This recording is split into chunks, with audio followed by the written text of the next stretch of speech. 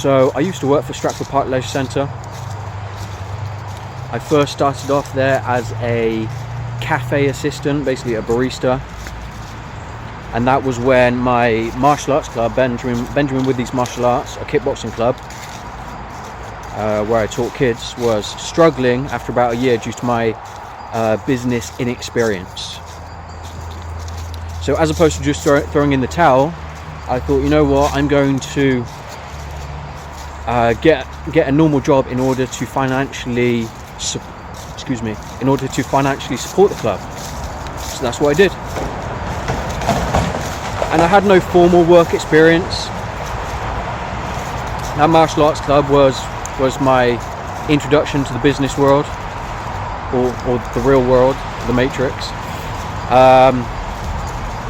And yeah, I worked as a cafe assistant. It absolutely sucked, as all those sort of jobs do. Long hours, little pay, but it's just part of life, part of the process. From there, I got promotion. I went into the sales department, and that was something that I enjoyed a little bit more. I was able to earn a little bit more money, and I enjoyed the membership side of it and the gym side of it. Basically, my job was to, give people a tour of the gym and then basically persuade them or sell them into getting a membership. And I think, if I recall correctly, although myself and the other member of staff at the time in the sales department, although I only worked there for a short period of time, maybe 3 or 4 months, together, me and the other employee hit the site record for sales, which was pretty cool.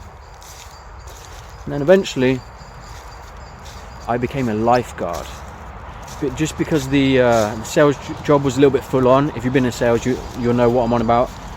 You got to make 30, 40, 50, 60 phone calls sometimes in one day, and it can just become a little bit too stressful at times, mainly because I wanted to focus on martial arts. So as a result, I became a lifeguard. I paid £400 of my own money to do the lifeguard course, and it was really boring. Basically, in my opinion, they kind of long it out to justify charging so much. The instructor at one point was saying, right, you guys, now we're going to cover how to squeegee the floor. And if you don't know what squeegee is, it's like a specifically designed brush in order to kind of sweep water. That's what a squeegee is. And they said, right, we're going to cover how to squeegee the floor. We're going to go left, and then we're going to go right. And at this point I was like, can I just get up and leave? Can I just stand up and leave, walk out? But I didn't. Whatever. Did the test at the end, which is like what is it? It's a 25-meter swim. Kind of collect someone at the end, someone that was, drowning, a partner that was pretending to drown, collect them, and then kind of drag them back to the other end of the pool. So it's in total 50 meters. And then you get like a 50-second break or a minute break, and then you do the same thing again. It's something like that. That was quite hard, especially if you're quite small like myself, but I passed, which was cool. From there I was a lifeguard, and I was a lifeguard at Stratford Park for about 1.5 years. And then eventually we moved on to Watford Gracie Jiu-Jitsu, and that's where we're going to finish up the story. Okay, what lessons can we take from this story? I think a very important one is, even if you're in the situation where your current job isn't exactly what you want to do with your life, then firstly, it's okay. It's not because you don't care about the job, it's because life is difficult and there's a lot of people going for the same sort of job. Okay? And secondly, No matter what situation you're in, no matter what job you're in, don't give up, because eventually you will find your way back home. And what I mean by that is you will find your way back to where you should be. Your mind and your inner compass will guide you back to that place.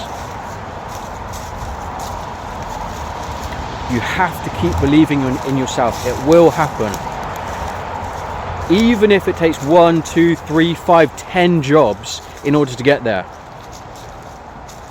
If you ask, 100 people that are in their 30s, 40s, 50s, 60s, retired, pretty much every single one of those people will say the first job and the second job and the third job that I had is not what I wanted to do. And probably the hours sucked and the pay sucked as well. And you have to work like a workhorse. Okay?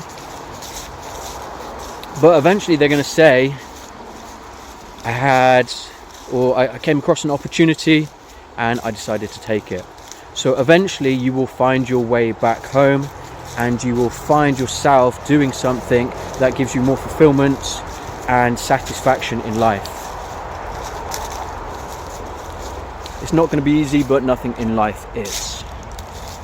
So that's the message that we can take home. I hope this video has been of value, and I will talk to you soon.